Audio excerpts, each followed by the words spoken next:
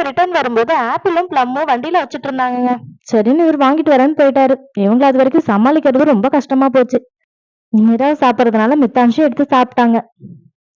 டேஸ்டே புதுசா இருக்கே அப்படிங்கிற மாதிரி பாக்குறாங்க. நாக்குல நக்கி பார்த்தா ஒரே புளிப்பு.